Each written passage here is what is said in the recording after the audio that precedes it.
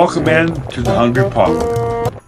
Hey guys, thank you for stopping by. Welcome to the Hungry Pauper. I am the Hungry Pauper, and I'm just trying to basically throw enough groceries together just to get by here. So I'm going to make a video of it for you. So today is Saturday before Thanksgiving. So we'll make two dishes today if possible, but right now we're going to make this hot dish. It's called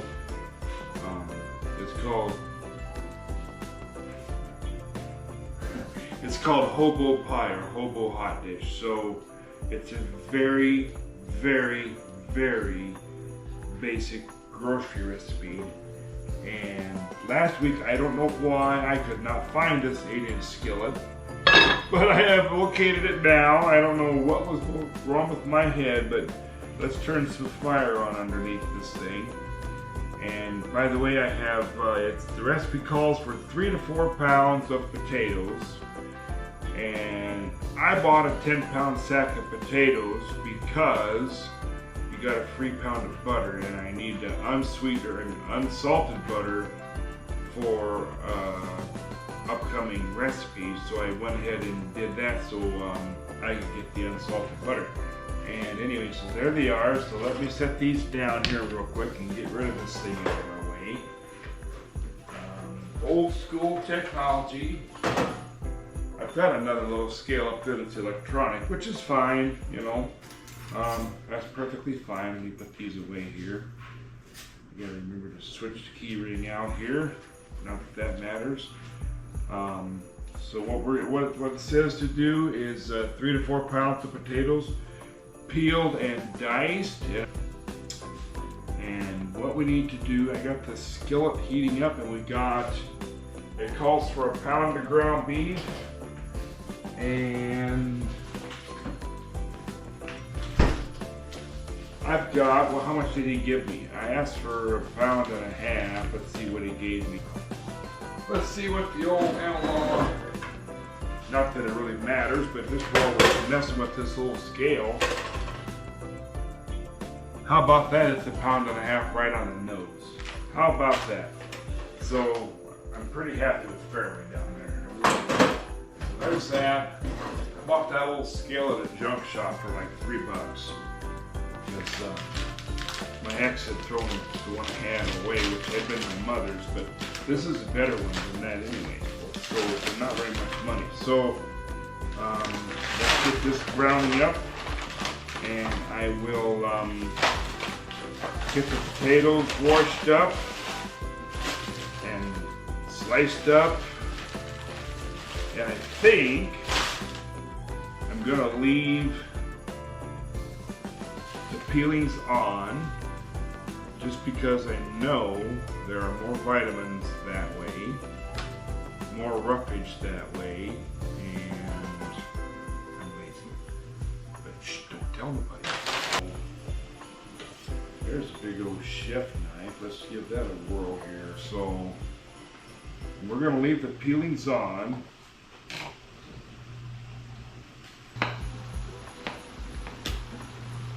And try to keep these fairly reasonable thickness, consistent thickness. So, alright gang, so I got the potatoes sliced and I got the onions sliced up, and we're just going to add a little oil to this casserole dish. Spread it around a little bit. I'm not going to mess with my brush thing. We'll just do it the old-fashioned way here. There's a paper towel. We'll just wipe this around in there a little bit.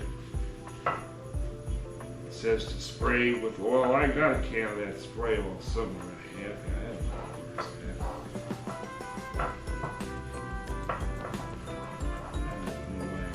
Okay, so basically, now the recipe called for dicing the onion and putting it with the ground beef, but I thought it might be fun just to layer this in your everything, like you do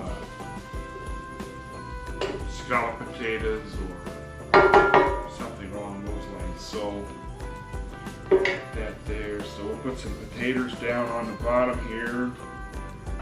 Put us a layer of those.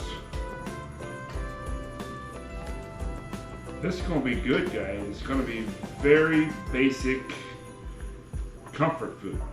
Potatoes, onions, etc. Very, very basic. Nothing wrong with that. Meat and potatoes. Now let's spread some of this ground beef in there.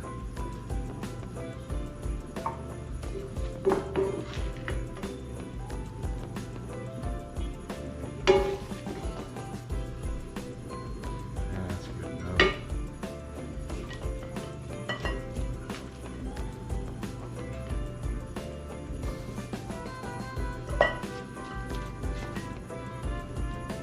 Now this is kind of a, except for your slicing and dicing, this is a quick little deal to do, really.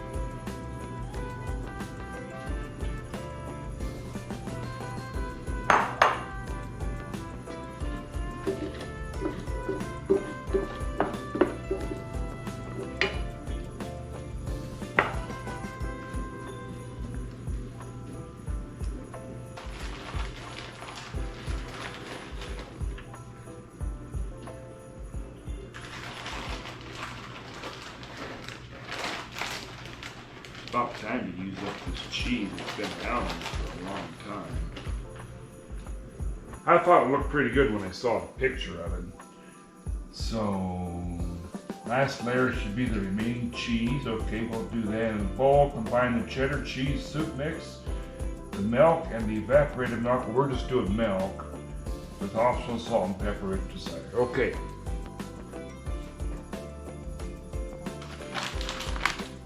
This is going to be some good eats, guys. I'm telling you, this is going to be really good. Very good, basic, comfort food.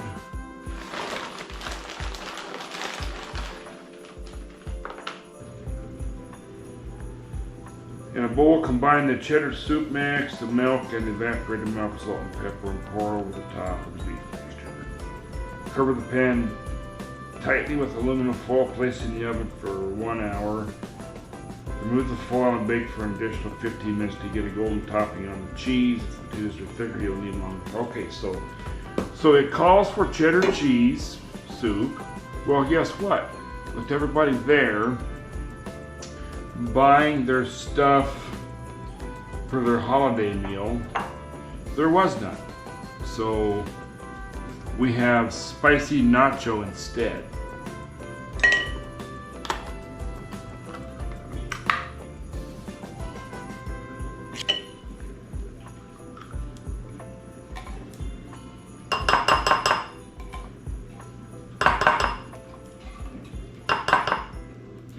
Running like that. So let's mix up our soup and our broth. I understand what they're doing here. It needs a little liquid to help cook the potatoes and all that.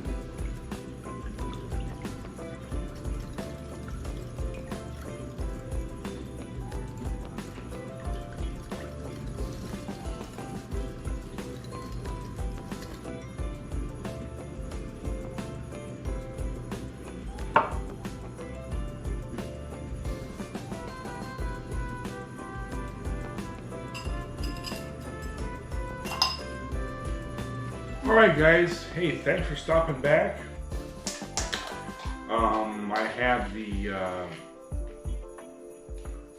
Hobo casserole, Hobo HotDish, whatever, right here. We're gonna throw some sour cream on top of this here. I think that'll be pretty darn good, don't y'all? So let's give this a try.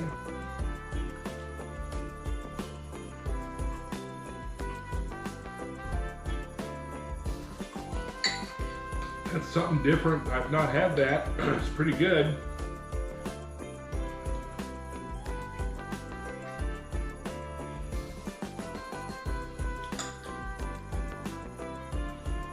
And I forgot to add salt and pepper, but that can always be put on next to the table.